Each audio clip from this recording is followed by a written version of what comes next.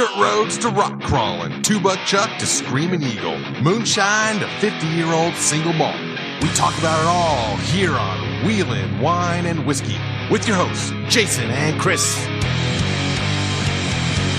Welcome to the Wheeling Wine and Whiskey Podcast, episode 306.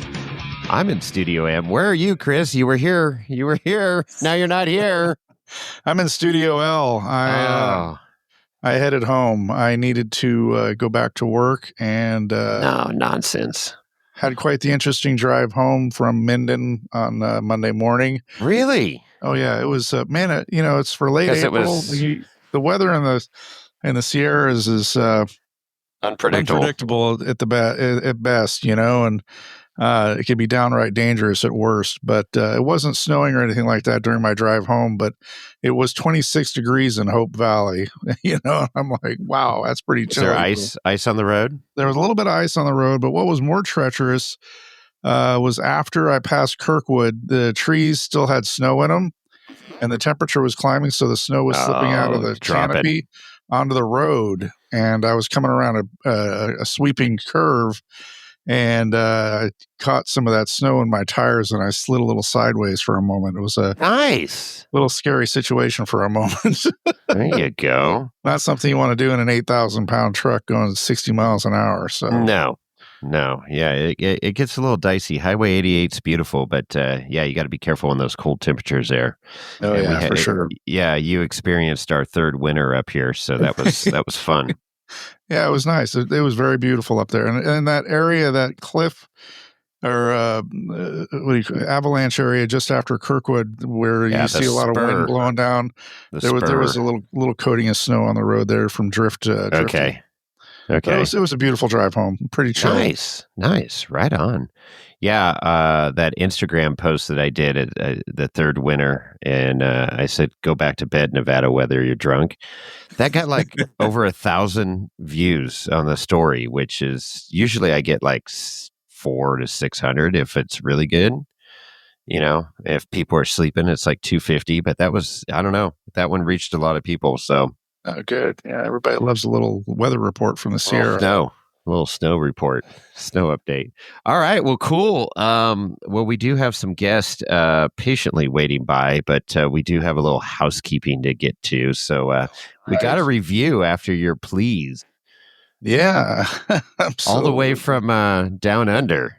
That's right. Our good buddy Charles Locke from Australia wrote some comments about or following up episode 305, which was our most recent episode, the epic meetup with Battleborn Wheels.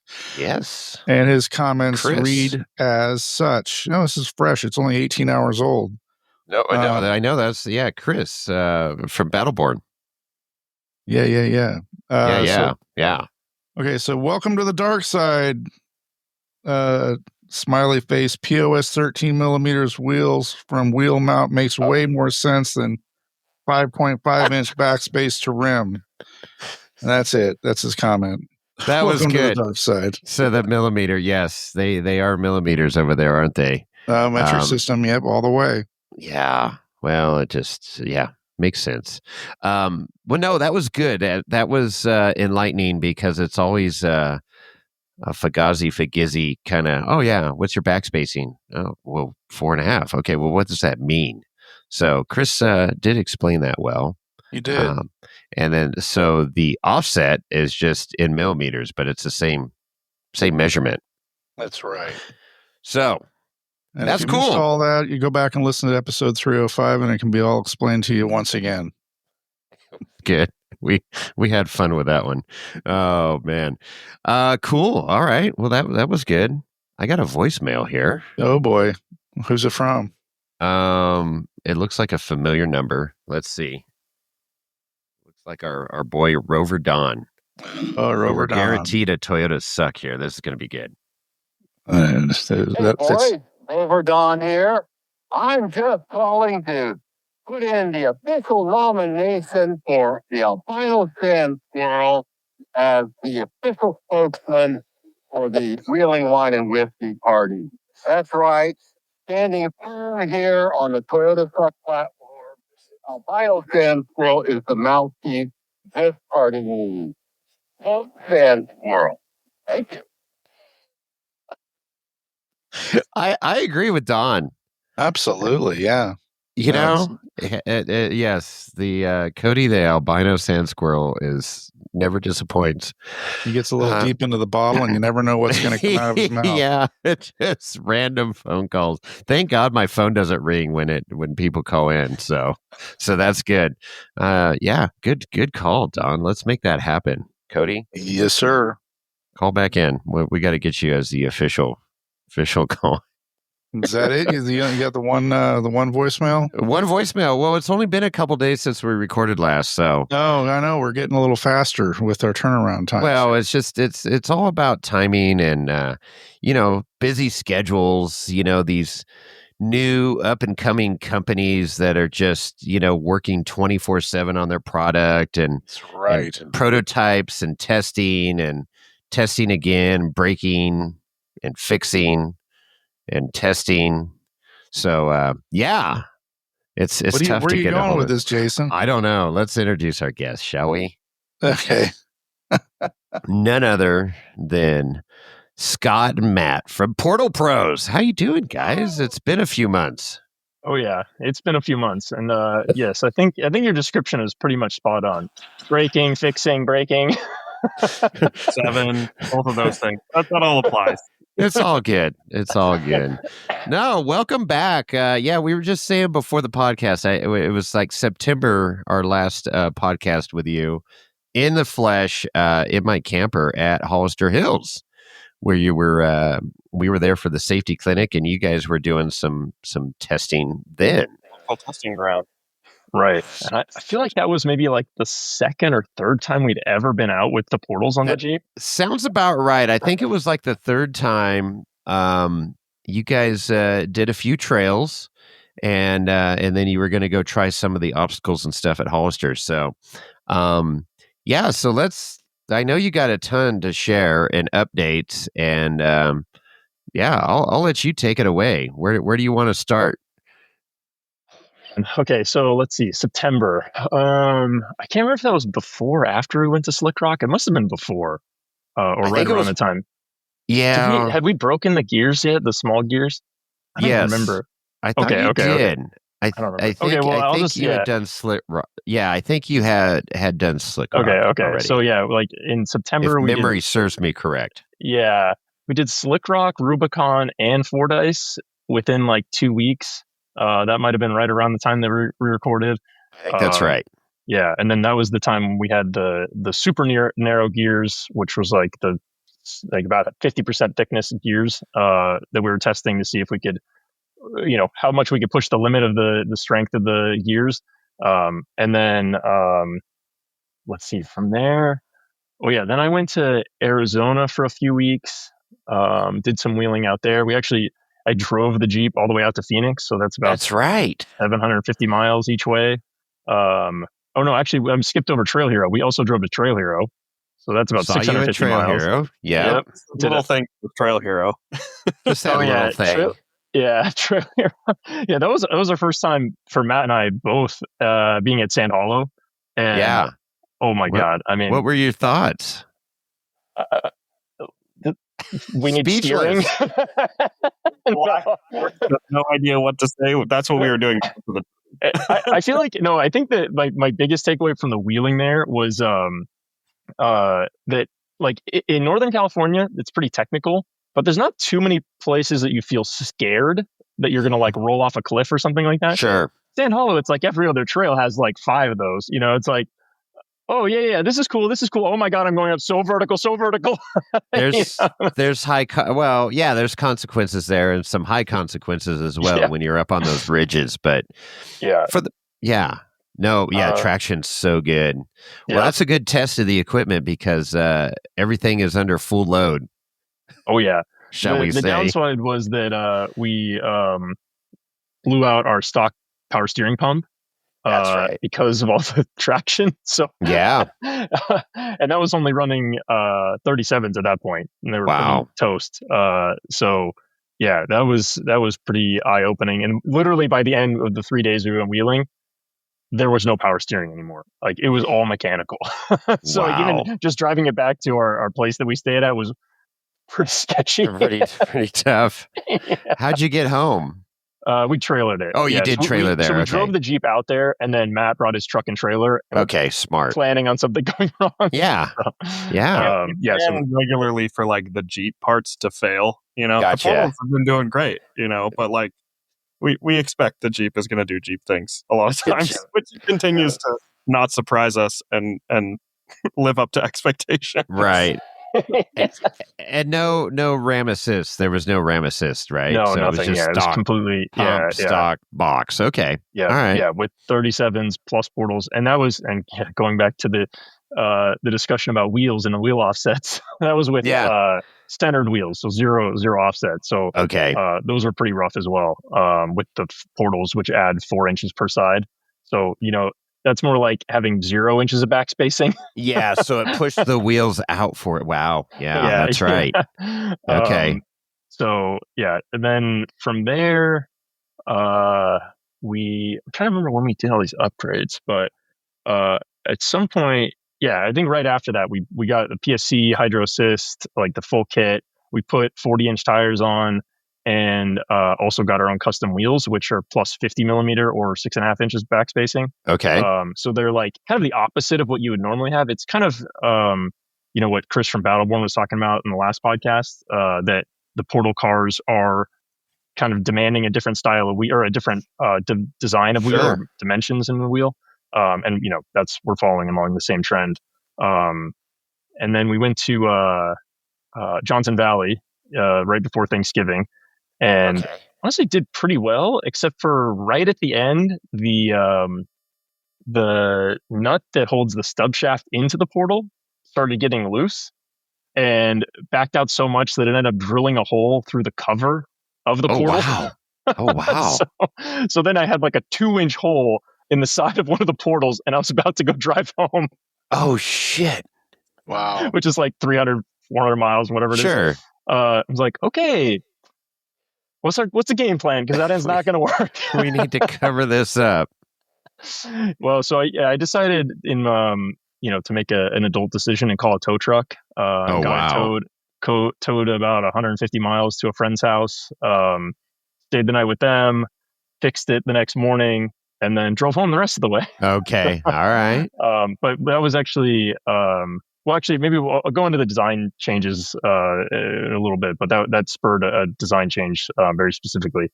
So then from there, we went to King of the Hammers, and we had a booth there, which was like, for both of us, it was such a cool, like, sign of the evolution of where we come from a year ago. Because in 2024 at King of the Hammers, we went out there, and that was, I think, the first time we met, right, Jason? That's right. Yeah, you came into our camp with a box of plastic parts. So check out this portal. I'm like, I don't think it's strong enough, but let's check it out anyways. Stress this. Yeah. So we went from in February of 2024, we had a 3D printed prototype that was like, I don't know, 50% being done being designed. And we were just kind of walking around like, hey, we're Portal Pros. And like, we had shirts, and we're kind of like trying to talk to people. And, for the most part, it was pretty positive reception, but certainly people were like, yeah, okay, guys. Yeah. No, it was very cool, and we had quite a few people at our camp, but for you guys to take it apart right in front of us, I mean, that was cool. It was good show and tell, and I kid around about it, but it was like, holy crap, this is going to be something. Right.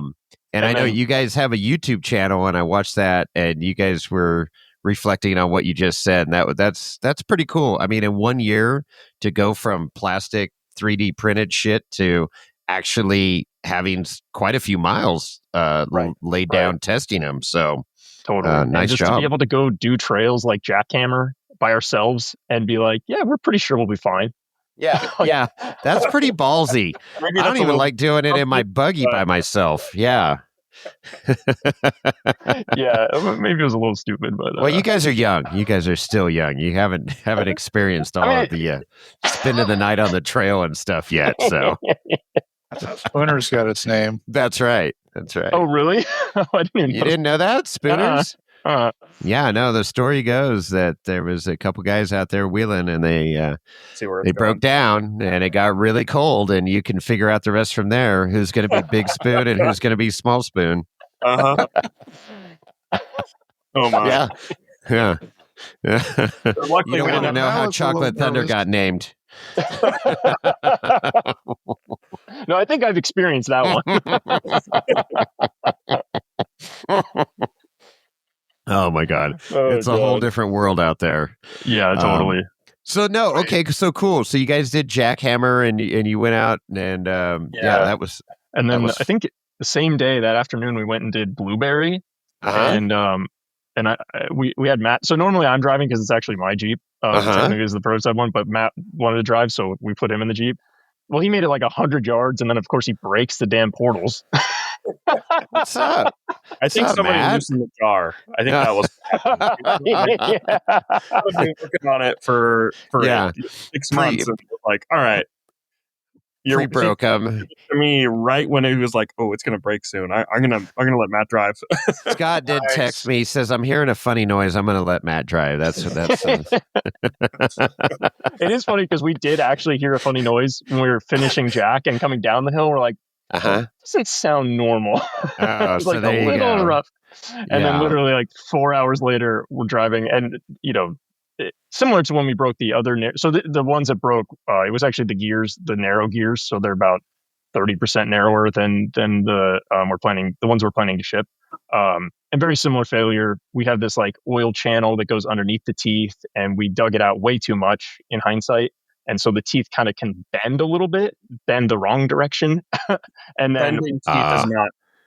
Once they start to bend, that's it's not game good. over. Yeah. So we're pretty sure that a couple of them were leaning over to the side a little bit. And then, because when it broke, we were climbing something, but it wasn't like we're giving it much throttle. And it was like, it got over the thing. And then all of a sudden, just you hear the grinding, just nasty sound. So it probably didn't help that on jackhammer coming out of it, we didn't have a rear locker, and we were kind of that's right. You a little bit, as you do in hammers. A Jeep problem there. Yeah, you had an axle non-portal problem. We'll say that. You had no rear locker. Yeah, and it was just the electric solenoids. It's pretty frustrating because it's like the simplest part, but obviously critical. So, yeah. So when you say thinner gear, it's the actual gear tooth width? Is that what you're referring to? Okay, I just wanted to clarify that. Yeah. Okay. Yeah. So if you imagine, like, I don't know, what's a good comparison? Yeah, I mean, it's just like instead of being 1.25 inches, it was less than 1.25 inches, about an inch. I'm glad you didn't use millimeters. Thank you for that. Okay, That's perfect. Instead of 32 millimeters, it's down to 25. Yeah. Okay, cool. So, all right, so that makes sense. And that was all part of our testing. Find out, what's the limit of the design. I would say we learned things kind of like we were mentioning about this oil channel that we actually probably wouldn't have learned had we not done these. So now we're basically deleting that oil channel, going into our production design. So the gear width will be the same, and then we're making some other small changes to we're going to forge gears, so they'll be a little bit stronger, deleting the oil channel. So we're beefing them up a little bit anyway, just because now it's in our brains that these things, we don't want anything to break. So and then so you guys had your booth there, and then you broke the portals, and then you rebuilt them right there on the lake bed in your booth on the table. Yeah. So what were people saying when they were walking by?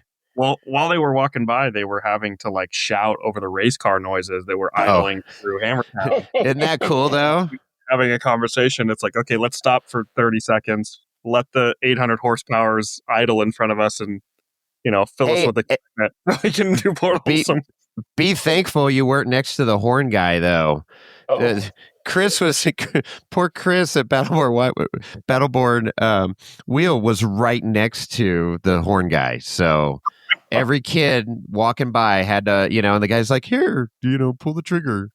So race car noises are a lot better. Yeah. We broke that portal, and we kind of decided we got to rebuild the thing. For one, the best table we have is sitting in our booth. So we're going to use that. Perfect. But two, we kind of just wanted to be able to show off how simple it is, right? To pull the case. I mean, we pulled the case apart, cleaned it out, and had it rebuilt in 45 minutes. Yeah, that's impressive. Yeah, And and we laid all the tools out on the table, and there was maybe like 7 or 8 tools, and some Allen keys, spring pliers, stuff that you normally carry. It's not anything fancy or special. We had the whole thing rebuilt and ready to go. It was it was cool to show it off.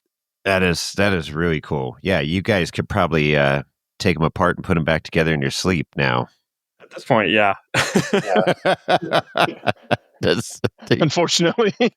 I gotta imagine you guys are laying there in bed at night and these portal gears are turning and you're like, okay, what? Yeah. Okay. Yeah. And yeah. It's 24/7 portals. Yeah. Yeah. I feel sorry for your significant others. Oh man. Oh, my wife hates talking about it now. She's like, please just shut up. Yeah. Just stop talking. We'll talk to Matt. Go talk to somebody else. Just, Well, my favorite is that on that kind of note that Matt works kind of like on Portal Pros, works different hours than I do. He's usually got time later in the evening, 9, 10, 11 o'clock at night.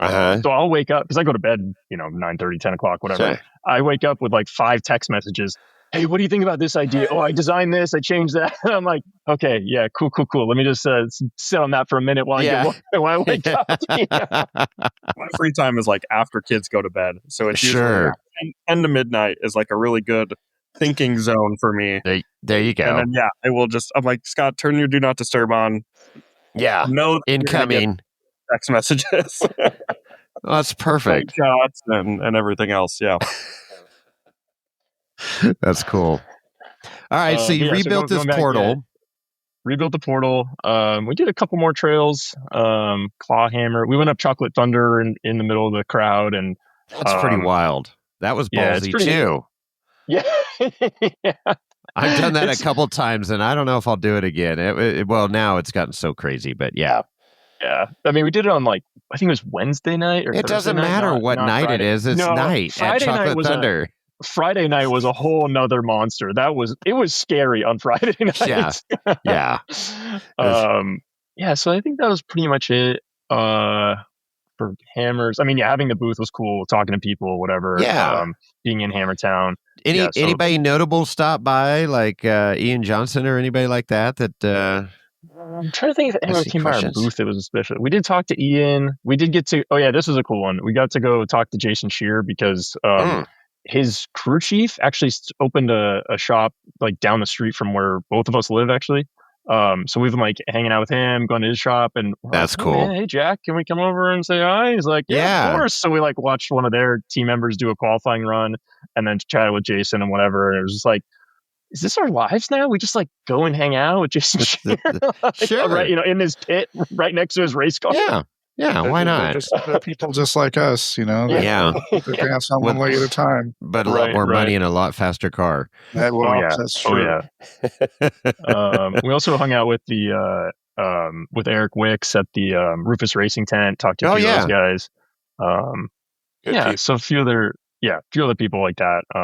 Ian Johnson was the first time we met him in person. Okay, so that was kind of cool too. Yeah. Did he know who you guys were?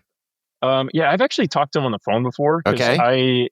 My parents live in Tennessee, like 30 minutes away from his shop. And so I was going to visit them at the end of last year, and I was like, hey man, can I come swing by? Yeah. It ended up being, he was around that weekend. So I didn't meet him. Bummer. Anyway. He knows of us because of that. His shop's out there. It's, it's beautiful country out there. Yeah. It's a really cool area for sure. Right on. Yeah, so I think that, and then Hammers, we had a little bit of a lull after Hammers. We had a few things to fix on the Jeep, broken tie rod, got a new air locker, got rid of the stock locker, went to a 35 spine a real locker. Yeah, got a real locker. So it's kind of like the Jeep was down for a little while, and then we went to Easter Jeep Safari and had one of the more spicy days of our wheeling careers. Well, let's hear about it. So tell us all about it. First day we went to. Have you been to Moab before? I've only been one other time. I think Matt, you've been handful. Yeah. Okay. So you're familiar with the town and what's going on there. Okay, totally, and the trails. Yeah. Okay. I've done a bunch of trails, including like Pritchett, and we did Hell's Revenge before. Okay. So this time on Saturday we did 3D with the pickle tacked onto it. That was a pretty good one. A little bit of a slow. It was big groups, so it was kind of slow to get everyone through. But yeah, relatively uneventful. And then then the next day we went to Hell's Revenge, and it was going fine. Everything was good. We went through Hell's Gate. And then the thing that had been happening was what were you gonna say, Matt? Leading up to this, the thing I kept telling you, like before EJS, was like, okay, we're hosting a run on Monday. Just keep the Jeep together. We just got to keep it together till like Monday morning, and we can hit the trail. If we break on that, or if we get through it, that's going to be amazing. So just keep the thing together. And we did Hell's Revenge on Sunday, the day before. Okay. So like, all right. So leading into this, I was like, man, this is a relatively easy trail. If you don't want to do all the hard stuff, you can through and we'll be fine. And we'll save the Jeep for Monday. Good. And then thinking. Yeah. Then we get to Mickey's hot tub, and Scott was like, I don't know. Wait. The other thing is that the transmission had been kind of like being wonky off and on.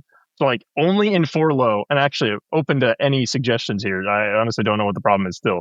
But in 4-low, you'd just be driving along. It seems to be more so on hill climbs. It would just kick out of gear. So you're like driving along, no problem. All of a sudden, neutral. And you're like, well, I wasn't expecting that. It's stick shift. Automatic, right? No, it's an automatic. That's it's an automatic. Yeah. So there's something in the controller, where it's just like neutral, and then it's like back in gear. So sounds like it's a torque converter or something. Or you losing oil. We put more oil in it the next day, and it was having the same problem. So I think it might be the switch, the sensor in the transfer case. When we installed it, we kind of like messed up that plug. And so I just replaced that. So I haven't had a chance to test it, but hoping that that's the problem. Otherwise, it's probably something in the transmission control module or something like that. I don't know. Yeah. Anyway, because 99% of the hardcore off-roaders run extra quarter two in their juice box. Yeah. So when you're on those angles, it's not starving for fluid. The thing was, it was also happening on flats sometimes. So I mean, not to say that that's not impossible. an oil issue then. Yeah. So okay. So like I had that in the back of my mind, but so as Matt was saying, we're rolling up to Mickey's hot tub, and we're with a guy, I forget his name, but he's like a local tour guide in Moab, and he's the tour, he's like he's our group guy. Older guy. Day. No, it's not Dan Mick. If that's it's not Dan Mick. That's what I was saying. That is part of the story though. I got to camp next to him at SEMA. That was pretty cool. Okay. The RV park, Yeah. So, maybe it was Jeremy. Was it Jeremy? Matt? Right? I don't know. Okay. Anyway, whatever. So we're with this guy who like knows the trail. He runs it 5 days a week, whatever. Perfect. It's completely dry at the bottom. There's a whole bunch of people doing it. A bunch of JKs trying it. So I'm like, okay, we've got the line. We've got the guy. It's dry. Best conditions ever. Yeah. Of course, I'm going to go for it. Sure. Of course. So go. So we like. So did Matt? Did you try and stop him at all, or what? I've learned over a long time that's not once it's in the head. It's committed. Okay. I'm gonna do this. All right, sure, man. I'll get the camera. All right. Enter Larry and Tyser. Yeah.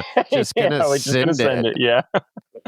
So I got into the bowl. The guide, gets me up kind of halfway into the point of like where you got to commit. You can't. There's no going back. And okay, as you come up, come driver. Okay, no problem. So I just stab the throttle, starts working its way up. I'm like halfway up, and then whoop, kicks into neutral. I'm like, oh no! So it did kick into neutral. Yeah.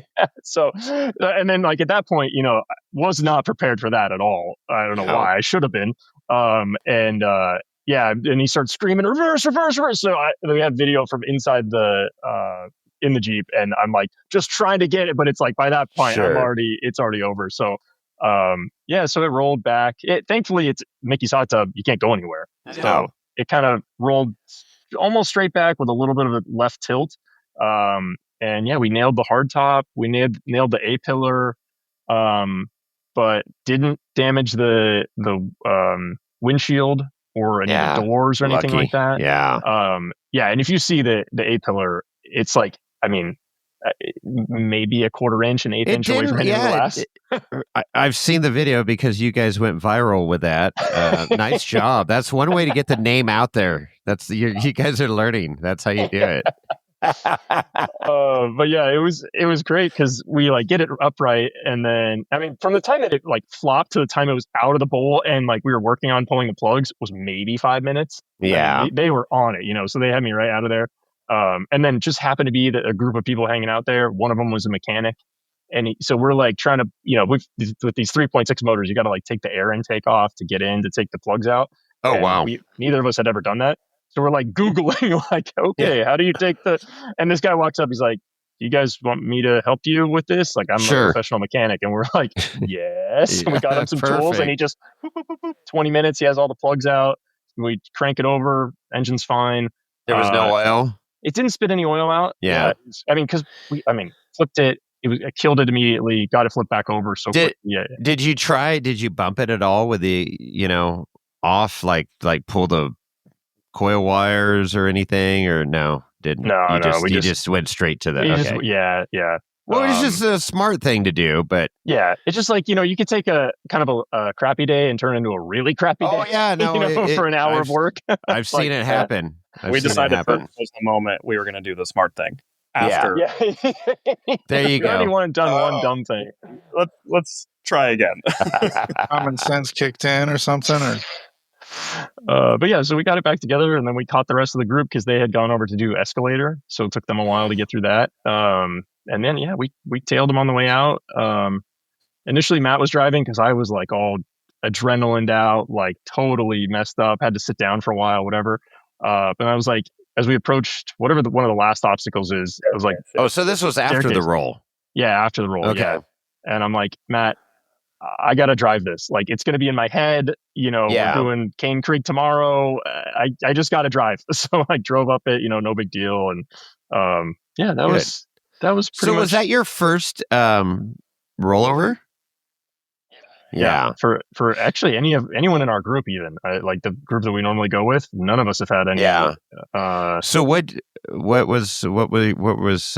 takeaway, or what was going through your mind when it's pretty? Yeah. It's a experience. Yeah, I think I wasn't that scared. It was more that I've watched, I don't know how many, 10, 20 videos of people rolling in that exact same spot, doing almost the exact same thing. And I'm like, damn it, I'm one of those guys. Yeah. Like, I know I shouldn't be here as I'm rolling over. Yeah. But if you hadn't lost momentum, it probably would not have turned out the way it did. Oh, yeah. It was definitely having a mechanical failure like that's not good. Yeah. So no. So yeah, it would have been fine. But it is what it is. And then of course the internet, people were trashing me pretty bad for my driving skills. Like, no, I promise. But that's, those keyboard warriors are out there. And regardless of whether, it was your fault or not, in this case, it was a mechanical, just let them talk. That what they say, there's no bad press. There's no bad press. You guys are killing it. I made the comment to Scott, like right after, maybe within 5 minutes. I was like, after we assessed the damage, like the cost of a hardtop, I don't think I could have paid Instagram for that many ads to get that many people to look at our video of whatever we needed to look at. Totally. That's awesome. Yeah. So we finished the trail and then went back and took the hardtop off, and you almost couldn't tell it was rolled. I mean, really, it was like the hardtop took the brunt of it, and was very, very lucky the way it kind of just hit and just avoided all the critical things. So. Is it repairable, the hardtop, or is it trash? It's in the dump. It's trash. It's in the dump in Moab. Yeah. Somewhere in Moab with 9,000 other hardtops. Yeah. Exactly. That's where hardtops go to die. Moab, Utah. Yeah. And Sand Hollow. Where Dan Mick fits into this story, we were parked there, pulling the plugs and everything for maybe 15 minutes. And Dan Mick drives by, and Dan Mick's Jeep tours in one of the LJs or something that they have. And he looks over to us. He doesn't get out. He just looks over. He's like, you guys look like you need a hardtop. I got one in town if you want to swing by and you can come pick it up. And we were like, if we can get out of here, like leave Moab and be in basically the same condition that we were before after rolling the Jeep, that's amazing. Right. Yeah. So Matt's dad also came with us for the trip because he's the one who instigated this whole thing, meaning getting into Jeeps from the beginning. Oh, okay. So he wanted to come and so like we can really attribute Portal Pros to him getting Matt into wheeling when he was like 4 years old. Wow. Yeah. So he wanted to come and hang out and see the whole thing and whatever. He'd never been to EJS. So me and him went over to Dan Mix like 2 days later and went over to the shop. And like no one's there. We're just kind of like snooping around, doors open, whatever. And then his wife came out. And we're chatting with her for a while. She's telling us all the stories about this Jeep, whatever. And they actually, this is pretty cool. She's like, "Oh yeah, see that red LJ over there?" I'm like, "Yeah, it looks pretty nice, pretty cool." That was the last LJ Rubicon ever produced by Chrysler. Oh wow! We're like, what? Yeah. That's a crazy thing to own. Mm-hmm. So they're just telling us all these cool stories, whatever. And then Dan comes by and we go out in the back and sure enough, there's like 6 or 7 Jeep hardtops. We're like, wow. Oh great, perfect. We came to the right guy. And he had 3 black JK hardtops. And he's like, pick whichever one you want. You know, we agreed on a price, gave a totally reasonable price, whatever. And we walked over. He's like, "Oh, do you want to pressure wash it?" So, oh my god, we're pressure washing it. And, like then we had to run to the bank to get some cash for him. Well, of course, Moab doesn't have regular banks, so we go to the credit union, and they won't take my card. They're like, "Our ATM outside you can go to." Okay, well, I go to the ATM. Well, it's a $500. I was going to say 500 or pulling out every card I have to get some money out to go to pay Dan. So it was a pretty funny thing considering when you first hear, we rolled the Jeep. It's like, actually it was a pretty funny story. We got to meet a bunch of people. Yeah, certainly people were coming up to us and like, "Hey, aren't you guys the ones that rolled the Jeep yesterday?" And we're like, "Yeah, that's us." Yeah. We didn't have to like introduce ourselves for the rest of the week to like see, that's great. That's perfect. Think of us when you want portals. Yeah, exactly. We put them to the test. Well, and the other thing that was cool that we kind of didn't realize, or maybe Matt, you realized in the moment, but I was in the car when we were rolling it back over. So I wasn't thinking too much about this. I was mainly thinking, oh, there's a spare portal in the back somewhere. Where the hell did that thing go? Oh, no. 60 pounds of aluminum and steel that could have gone flying. Thankfully, it was tied down well enough. So, okay, good. Yeah, because that would have been, that's a Widowmaker for sure. Yes. But no, as we're flipping it over, Matt's looking at it going, "Oh, wow, the entire weight of the vehicle's on the back left tire. Oh, it's all on the portal." So we're like cranking this thing over with 6,000 pounds of Jeep on one corner on the portal. And yeah, I mean, everything's fine. It was fine. So, yeah. And part of, the things that we were really concerned about at the beginning was that exact use case where you hit something hard or you're squeezing a V-notch or something and you've got all this extra leverage because the portal hangs low relative to the axle. And so we put these additional brackets that go from the lower part of the portal. There's a couple of threaded holes in the portal, and the bracket goes to the lower control arm mount. And at least on a JK, it's a little different depending on the application. But it basically boxes that whole area out, makes it way stronger. And so, we're like, oh, good. We get to validate that actually works and doesn't rip off. And that's cool. Also confirm that the axle shaft's not bent or anything. I mean, we drove 75 miles an hour on the highway afterwards. So, it was like, all in all, very positive, despite the fact that we rolled it. Yeah. Not how you drafted it up, but at the end of the day, it worked out great. You got to meet Dan Mick, and isn't it funny how all that stuff just kind of evolves? Yeah, that's cool. Yeah, totally. Yeah. Right on. Well, that's good. So then your Monday run, your sponsored run. How many people were on that, and how did that all end up? Yeah, like 15 or so. 15 or so, which was a good number because earlier in the week, some of the runs we were on had like 30 people, and doing a trail in Moab with 30 people is quite a few. But most of that was okay because we got to talk to people and spend a lot of time hanging out, instead of wheeling. But we did plenty of wheeling. Cane Creek was like 15 people. Cane Creek, I like that trail. Yeah, I'm a big fan. It was super fun. Just going through the creek in the canyon. It just like is really pretty. And then that's got to be one of the most scenic trails. I agree. Yeah. Other than a rim where you're hanging on for dear life. Oh, yeah. So yeah, Green Creek was great. I mean, after rolling the Jeep, and then we did technically keep it intact. It was all functional. Wheeled all through Green Creek and did pretty good. Ian Johnson came with us, so that was pretty Ian. Who did we have? Ian. We had Holly Fowler, Lori from Lori Builds It. Ozzy was there, always giving us a bunch of crap. Ozzy? Who's Ozzy? The former four-wheeler. Oh, yeah. The former rock crawler. You now turned overlander. That Ozzy. Okay. Yeah. Tough crowd. Oh, shit. Yeah. You don't sell your buggy in our group, man, or you don't when you don't replace it. That's hey. I wanted to buy the buggy before he bought it, and then he bought it and sold it, and I didn't even get a nod. I got nothing. Oh man, that was a badass buggy. So what? Was this like an invite only, or how did people know about this run? That was kind of how it started. Was like we knew we wanted to do something to we got to get media content and everything. Sure. Or that we can potentially invite some customers if they wanted to come along. And then it kind of turned into this where, everybody's in town. So you just start reaching out to people that you know, and they all came, which was awesome. That's cool. It was amazing. Like, I never expect to have those kind of people like show up to something that I'm doing, and it was like, oh, Ian Johnson's here and all these people that I've seen on YouTube and Instagram and else. And then, it was a good day. That's great. Just sitting around listening to stories that they were all telling, and we're just kind of sitting back like, this is real time. This is nice. Right. Especially Ian, man. That guy, he's got stories. He's got stories. Yeah. We'd roll up and he'd just like hold court, right.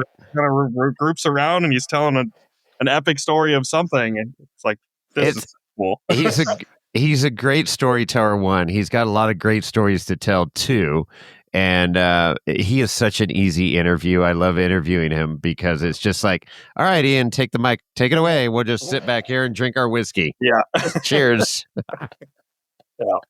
No, great guy too. I love, he's just super genuine. Who you see on TV or YouTube or whatever you're watching is who he is. And he's not this, arrogant ass that, puts on this persona. No, he is the real deal.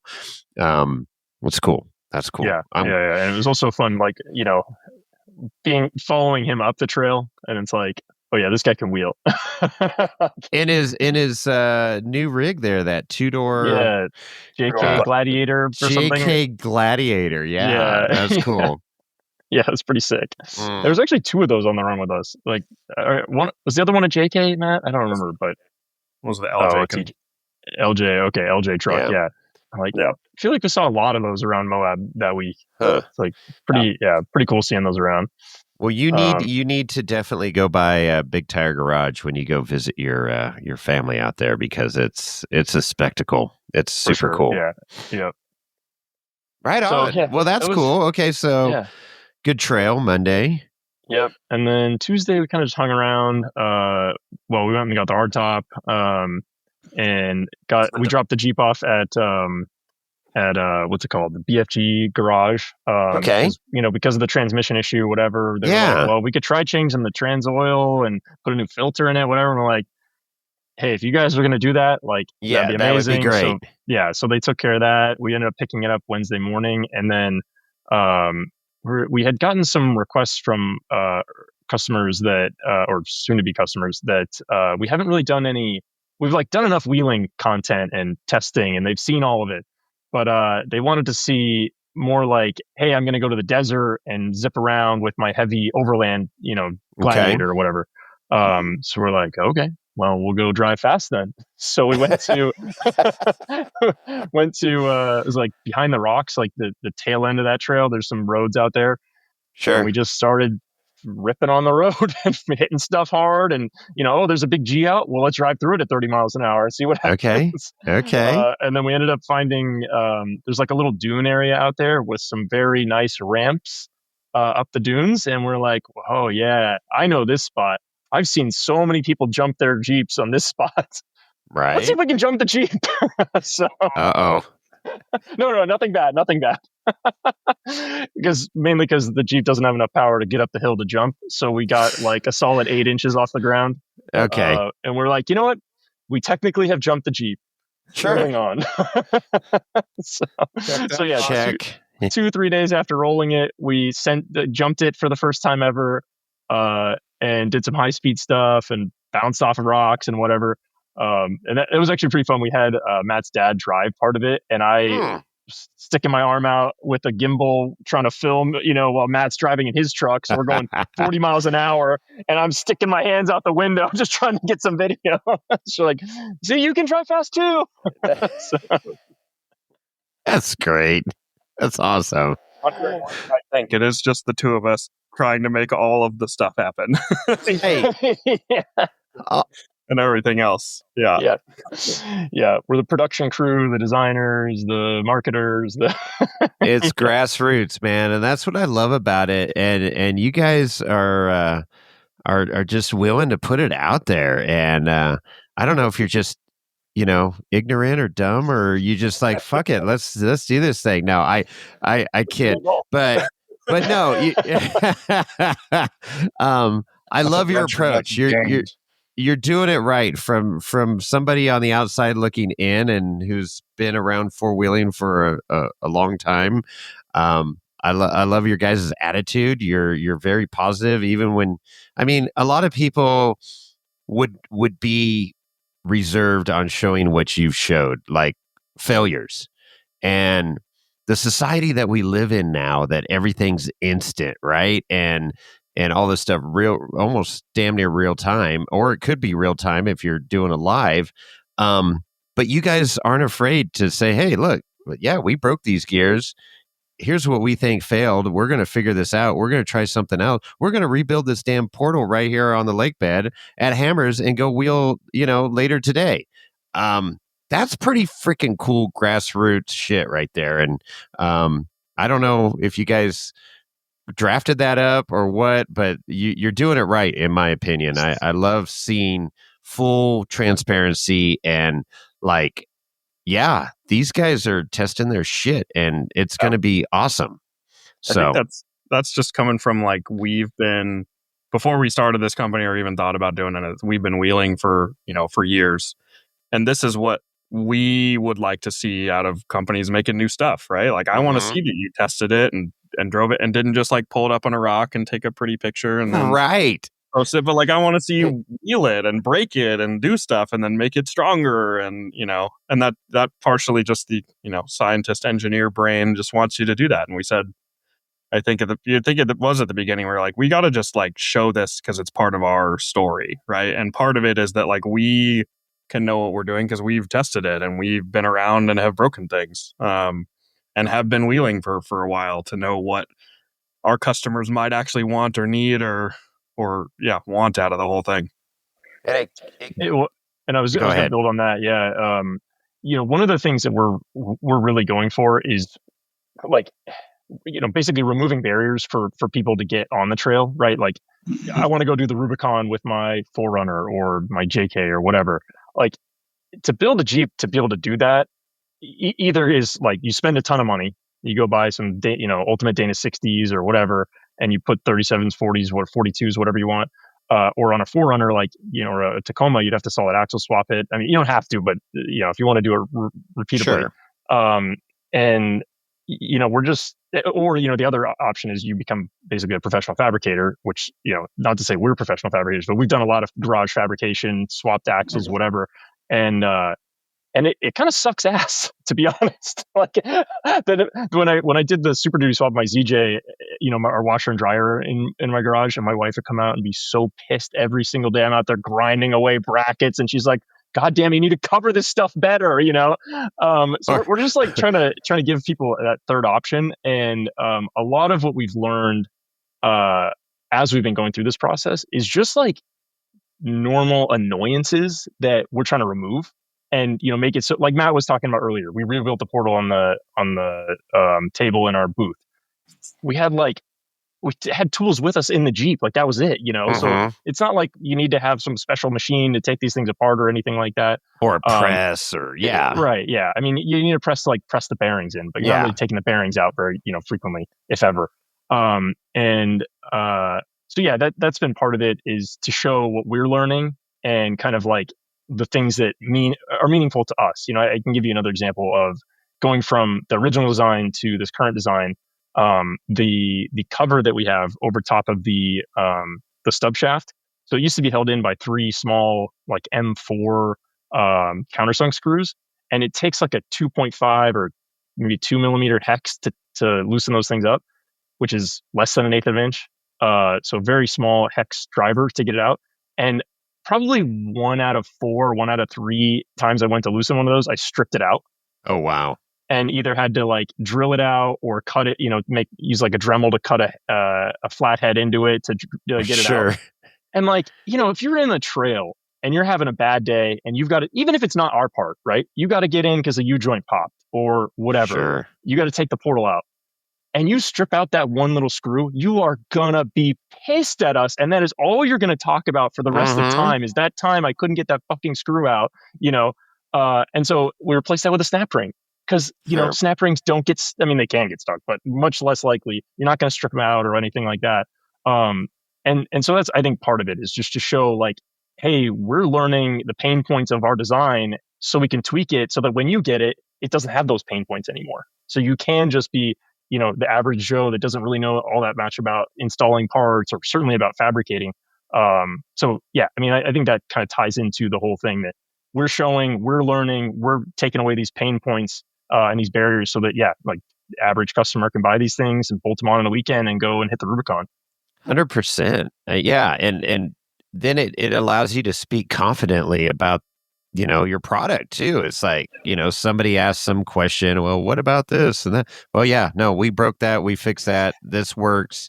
That's great. You're intimately involved with it. So right on. Another good example, which I was kind of alluding to before when we were at Johnson Valley in November, that the stub shaft nut came loose and just drilled its hole, a hole through the side of the portal, basically. Yeah. And I'm sitting there pissed. I'm like, God damn it! Now I'm stuck. I got to get this towed. Then I'm thinking, God, if that was a customer, how pissed would they be at me right now? Like, why did you design it in a way that it can, this thing can separate and just punch a hole through it, and then suddenly I'm screwed?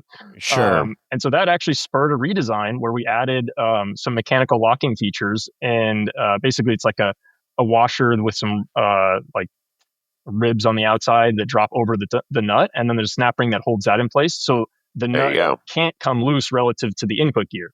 So even if you didn't torque it correctly, you didn't put Loctite, whatever, you're on the trail and you need to take this thing apart, you can put it back together in the most hacky way and it still won't come loose.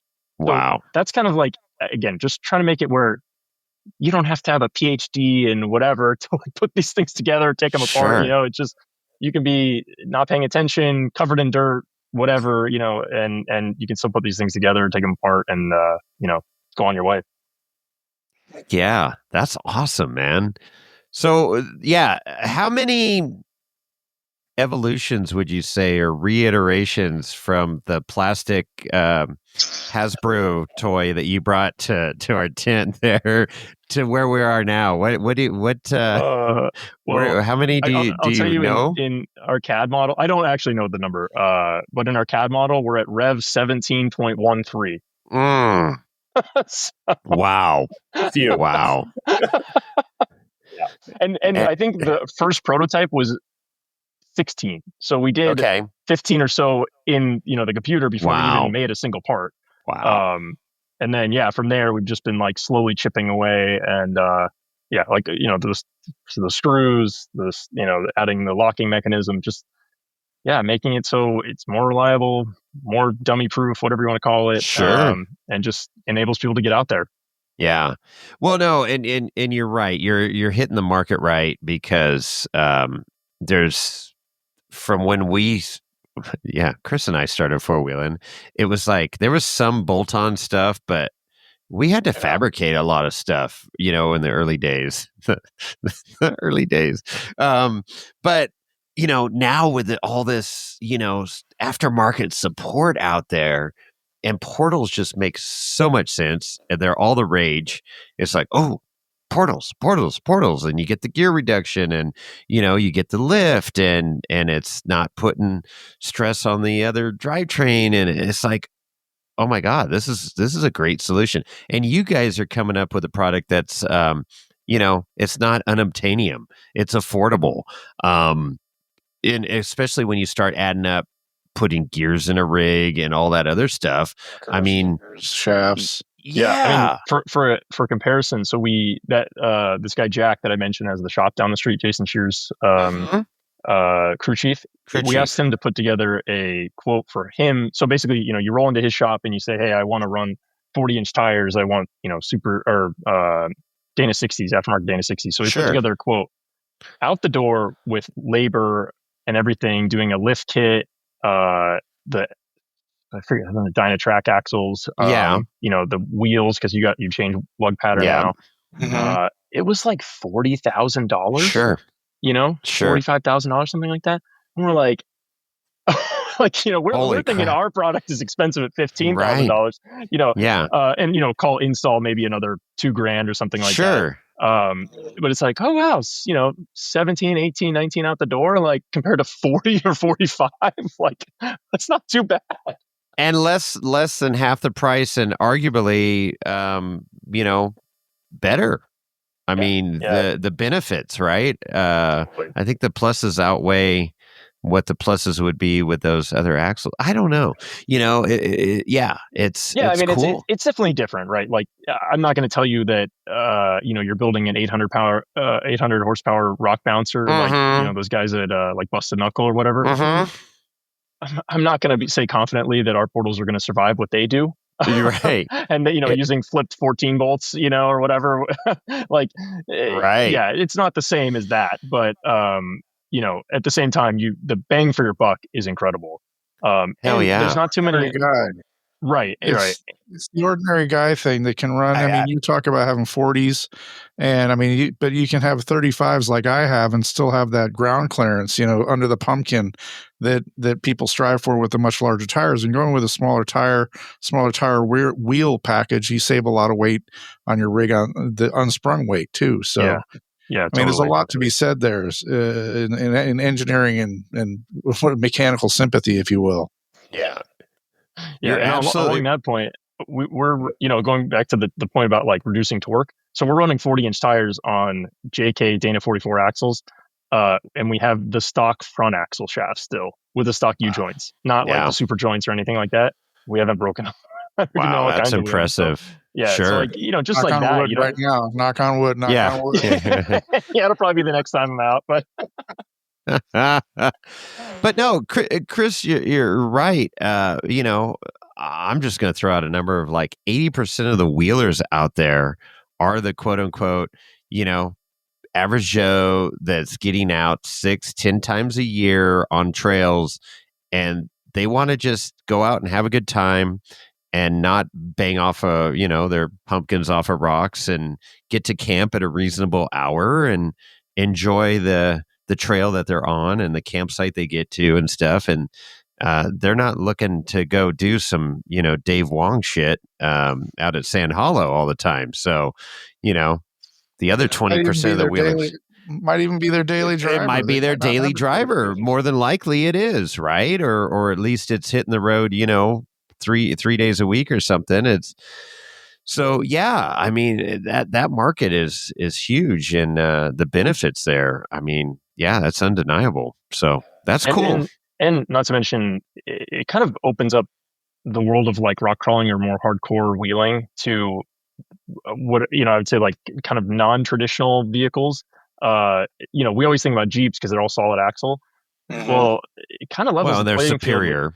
Well, yeah, except for the parts that don't work.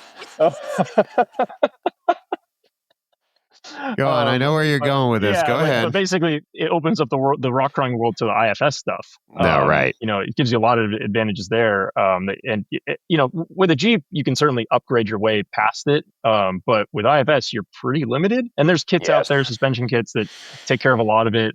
But nothing's going to quite do it like Portals does. So suddenly, now Tacomas and Forerunners are going to be on the table to go and hit the Rubicon or Fordyce or whatever, which, like we were talking about before, it would pretty much be a solid axle swap to make that happen.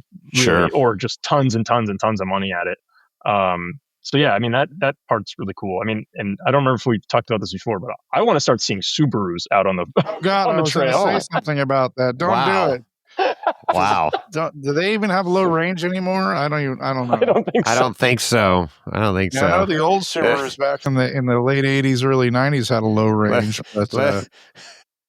Let's be honest. Subaru shouldn't be out there. I was thinking, God, what if we saw Subarus on the trail with running Portals and rooftop tents and, Rotopax boxes and Scottles? Yeah, no. No, so the IFS, I mean, you look at Ultra 4, right? So like what they're doing, and a lot of these guys like Eric Wicks, is going, IFS front with Portals and solid rear. And so that there's a nice, I mean, you see these things perform and they're freaking kicking ass out there too. So I mean, yeah, with the Toyotas, whatever. Yeah, that's fine. Toyotas suck. I got to get it into the podcast here at some point. But no, huge market there as well. And like you said, their design has been the same for years. It works, and easy. You cover a broad range of vehicles there. So, right. And, yeah. And another piece of our design, and kind of like we've been talking about reducing costs, or not necessarily reducing costs, but like making the hobby less expensive, removing barriers, whatever. The other thing with our design, and I can't remember if we talked about this before, but it's modular and universal, meaning that you can transfer it between applications. So okay, so this is a question that I want to know. And so you got the Portal box, and then there's an adapter to go to Jeep, to Toyota, to Subaru, or whatever you're doing. Exactly. Is that what it is? Pretty much, yeah. So our design, the box is actually the same, whether it's on a Jeep, on a Tacoma, on a whatever. Front, rear, they're all the same. Got it. And then we just put different bits in there. So, for example, on the JK, so in the front, we have the 32 spline input gear, which matches the stub shaft from our JK. But we run a 35 spline input for the rear, so you can do a 35 spline dual floating dual spline axle shaft. And then if you wanted to take that and go to the dark side, buy a Toyota, you could take those Portals. You call us up and say, "Hey, I'm going from this to that. What do I need?" We send you the new adapter plate, the new input gear. You rebuild them, and those things transfer with you. So it's kind of a one-time deal. That's a very cool point. Yeah, it's buy once, cry once. But what if I decide, or let's go the other way. I bought a Toyota and I made a very bad mistake, and I go, I want to get a Jeep, and say, okay, you call you guys up and say, hey, I need to go from this Toyota box to a Jeep box, and you're like, yeah, here you go. That's cool. Exactly. That's super. Yeah, modular. What do you? Yeah, what do you? So what we've been using. I don't know. We need to come up with a sexier marketing term. I don't. Yeah, modular's good. Yeah, I don't know what else off the top of my head. Lorenzo, you got any suggestions? No, he doesn't. Universal's the best way, I think. Universal, and I mean, it just makes sense. It's like, if and when somebody breaks a gear or whatever, and you're like, okay, I got this. We've got a bunch of these sitting on the shelf. The parts are the same. It's just the adapter's different. Yeah. And whatever spline axle you're running. Yeah. Yeah, exactly. And it's like, and like we alluded to earlier, you really don't need to upgrade axle shafts, go chrome moly or RCV or anything like that crazy, because the Portal box is taking a brunt of the load. Yeah, it's reducing the torque gearing. that's going up there by 25%, basically. So that's huge. Yeah, I mean, yeah, okay, that's a good number. Reduces by 25%. I point that out specifically about the axle shaft because, JK, JL owners, they know you're running 40s, you're really pushing it and asking for trouble with those axle shafts, right? I mean, Chris, you went right towards it.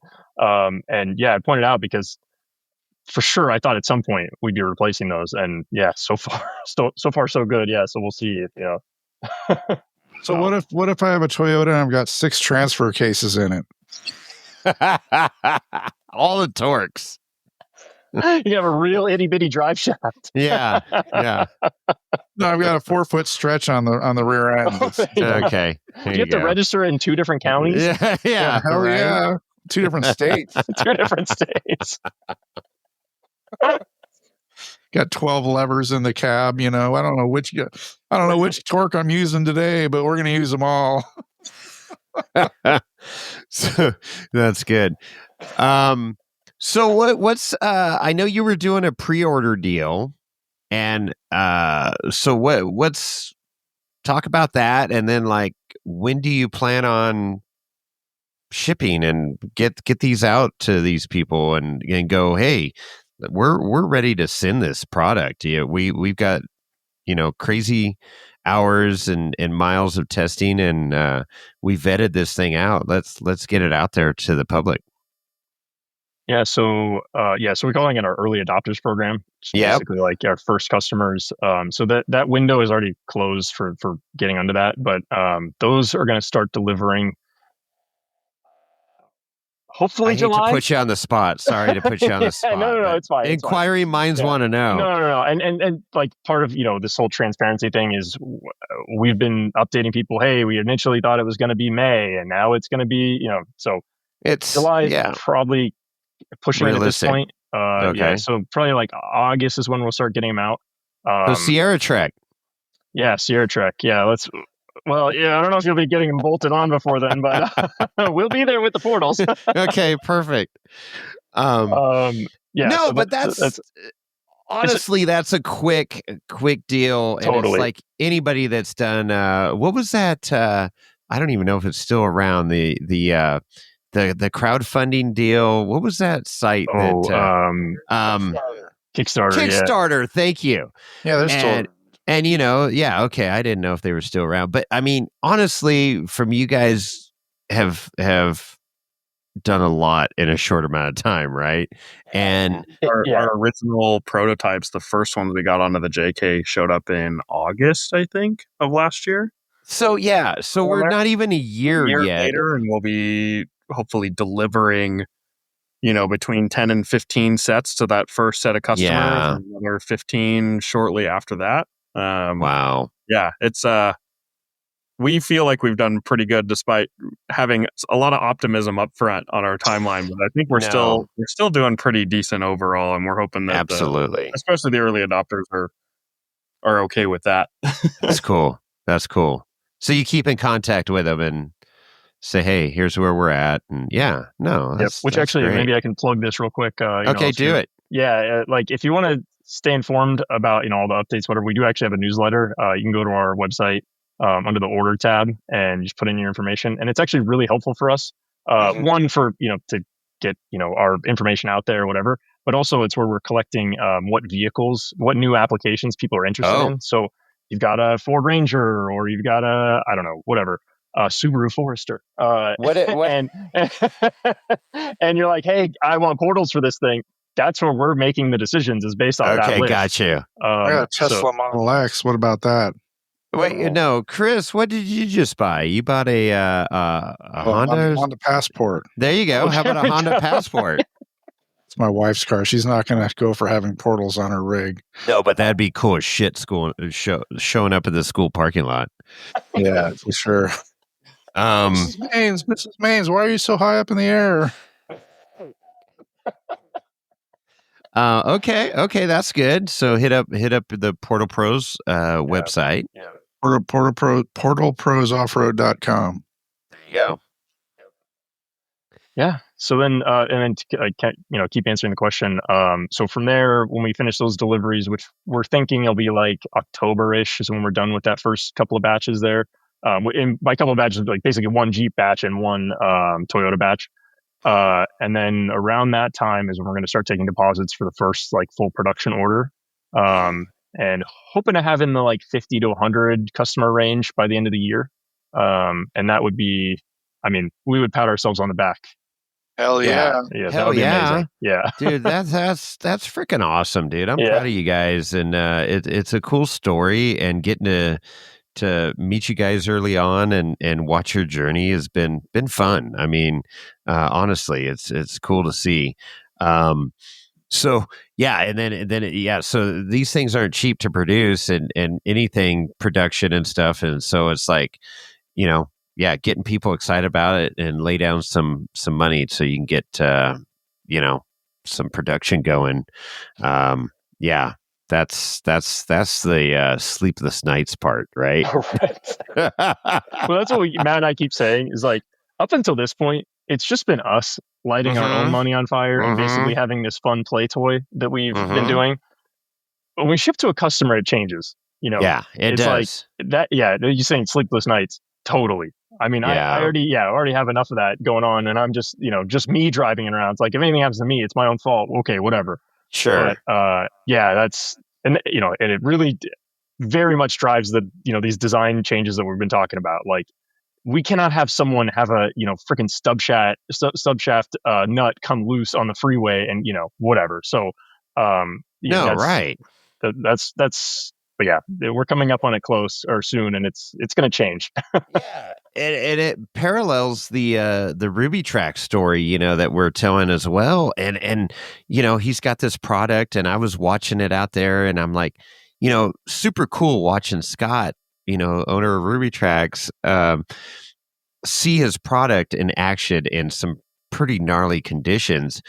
But therein lies the, oh crap, when things go a little sideways and stuff, or a track slips off. But it's like, that's the design stuff. And it's like, and he had these brackets for everybody this year to prevent that from happening. It grows and evolves. And that's part of the organic, deal. And I love it. And again, the transparency is there. And that's what's key. I mean, people with any, half a mind that do what we do, off-roading, know that there is so many variables out there, and terrain, and the mechanics of what's going on, and to have a company that's producing a product that's willing to, like, hey, we're building the best we can at this point with the knowledge that we have, and we're going to stand behind this product.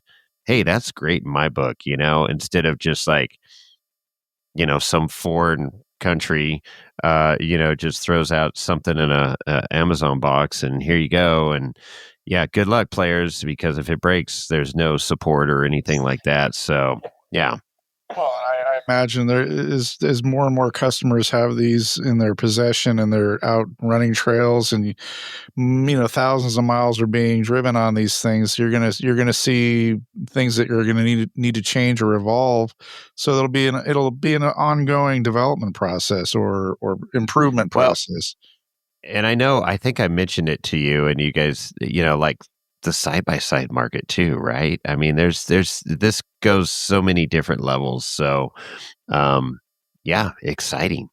Yeah, it's cool shit. It's funny that, like, the kind of sad part about doing this is that one of the most popular question we get asked on Instagram or through our, email or whatever is, hey, can you make Portals 4 insert some random vehicle here? And it's so sad to be like, sorry, no. I don't even know what that is. No, we're not. I don't even. I haven't even heard of that. Okay, the best one that I heard was UAZ 452. Excuse me. What is that? Sounds like a new disease or something. Well, I'm gonna Google. It's a Russian off-road van, solid axle van thing that was made in the USSR. I'm like, oh my god, that's really cool, but no. Sorry. How many of those are out there? 5, yeah, right? Oh yeah, here it is. Oh, you found it, like Chris? A Volkswagen bus. Yeah. Oh, does it like a Synchro? Yeah, well, no, like an older bus, but Russian style. But Russian style. But Russian very, very drab. God. Oh, that'd be good. Like a VW van synchro. They do. Well, they used to. I don't know if they still do it. The Synchro de Mayo at Hollister. And all these. Oh no, it's fucking great, dude. I've seen this. These all guys these, send them, man. all these Volkswagen vans show up, and they got their pots and pans rattling out of the back and shit. And they go up stair steps and frame twister and all that stuff at Hollister. Oh, they have a good time. They know how to party. So, there's all different vehicles, as you know, but that would be awesome. A VW Synchro van on portals. Make it even more top heavy. I was going to say the rollover rate of that would be awesome. Okay. Right. Go do Mickey's hot tub. We'll stick to the Subarus, thanks. Yeah, there you go. Oh, or boy. Subarus on the Rubicon. Subicon. Subicon. Well, we can pair up with the Zucacon or whatever. Oh yeah. There's Amber's Zucacon. Oh yeah, she would love that. There's all kinds of Anyways, we digress. That's cool, man. I love it. I love the update. Anything else we didn't cover, or I mean, it's our next events. So this Saturday, we're going to the Toyota Powered Meet in Roseville up by SAC. Okay. So we'll have a booth out there, and then in like 2-3 weeks, we'll be at Overland Expo West in Flagstaff, Arizona. Oh, you're going out there. All right. So we're driving the Jeep out. We're not going to have our own booth, but we're sharing a booth with Perry Parts, who does like 3D printed bump stops, which are okay. Well, all right. We can attest to them. We jumped the Jeep with them on. It was pretty smooth. Yeah. So we'll be there with them, and then maybe I think there's one other person that's going to be in the booth. So, that's we'll cool. be out there. That's supposed to be a good show, actually. I've heard a lot of good things, and I'm actually supposed to be there. I don't know if I'm going to be there yet, but we'll see. Overlanders have money to spend, that's for sure. That's right. So what? What do you? So delivering the parts. I mean, like, kind of, what's the future? Outlook here of Portal Pros. Oh, I don't know. I don't even know if we want to like say anything. Like, we don't know. we described everything we know. right. But that's cool. I mean, I see big things for you guys, and I love the passion, and that's the key. And all this work is going to pay off. It's already paying off, in my opinion. But I'm excited to share this journey with our listeners, and this isn't the end. I mean, we got a lot more podcasts to go, so keep sending it, keep trying the hard shit, and keep testing your product and being transparent, and dude, it's gonna be huge. I love it. Looking forward to seeing you on the trail. Come back in next September, and hopefully we'll have customers in hand and right, 4 Jeeps on portals and exactly. Yeah. What's it like a year from now? That's exactly right. That's what I'm getting at. So I think we'll at least have. I think our even personal plan is we'll have at least 3 Portal Pros vehicles on portals by then. Oh wow! You're gonna have your own, Matt. Finally. What's it gonna be? I bought a Gladiator back in December. Okay. And it was as soon as the purchase was approved by the family members, it was like, okay, I got a little window here. I'm gonna go pick one up. Perfect. Fully in anticipation that we're gonna get this first set of customer orders, and mine's gonna be one of those. And then we got some other stuff in the works as well. But okay, perfect. The idea is we'll have a few of our own to make sure we can test them all out ourselves, along with the JK, to make sure that everything is running smooth before we ship to customers. And we'll have that our little fleet, and then we'll hopefully have a bunch of customers with their own fleet. Yeah, there you go. That's cool. That's maybe at some point cool. we can stop working on in our garages and like move to a space. Right. Yeah, warehouse would be nice. Some sort of warehouse. Nice Miracle Trust building, Yeah, hey, well done, Miracle Trust. I know I'm working on mine right now. Design phase, but it sounds like factory in Minden, Nevada is on the table. It could happen. Hey, I'll tell you, Nevada's freaking awesome. We can get you a little Portal Pros here on the Minden Reservation here. Yeah, that would be great. No problem. I'd love to have you guys up here. I'm looking at snow-covered mountains right now. It's the view doesn't suck. No, that's cool. And I will say, as a previous business owner, keeping your overhead low as much as you can, as long as you can, is going to benefit you in the long run. So I know that the at least you got a garage or a driveway and stuff to work on. You're not in the dirt and mud and stuff. But I could talk to you about keeping overhead low and keeping profits good to keep the lights on. That's a tough thing, but it's key. Yeah. Everybody wants the big shop and all that stuff, but it costs money, and it's crazy. And last time I checked, money doesn't grow on trees. But if you go to Chris's house, it does. No. What was that address again? I always bring a shovel. When I go to Chris's house because there's mayonnaise jars just filled with thousands of dollars in his backyard. You just got to dig it up. So not true. Hashtag Chris money. Anyways. Right. Gentlemen, super cool to have you on the show. Still looking forward to meeting you both. Oh, you haven't even met him? Huh? You didn't see him at Hammers? No, I did not see him at Hammers. Where were you? They were up at our camp a few times in the whiskey wagon. We were breaking into the whiskey wagon. They didn't even ask to go into the trailer. They just helped themselves. That's how we know them. Yeah, right on. Super cool. So other than your website, how do they get a hold of you, gentlemen? We are Portal_pros on Instagram. That's pretty much the main one. And then Matt or Scott or info@portalprosoffroad.com are the emails you can reach us. And the YouTube channel. YouTube. Also Portal Pros or Portal_pros. And go subscribe. Our YouTube subscription is terrible right now. We're in like 400 or 500. We need to get to the thousands. I'm subscribed. Monetize, yeah. I'm subscribed. Yeah, get in there. I mean, it's just like us. Like reviews help us out a ton, and it's silly little thing for somebody to just go subscribe or like, and you hear it on every freaking channel, but it does help a lot. So help these guys out. Give them a subscribe and like on YouTube. Hit them up on IG, Portal_pros on IG, and it's tough, but once it starts rolling, man, it gets rolling. So that's cool. So you want some portals on your Subaru Forester? Put them out there, man. That's great. Oh, so good talking to you guys. Thank you. I know this wasn't going to happen this week because, thank God for the China holiday, I guess now. So all those night meetings just disappeared for me, Right.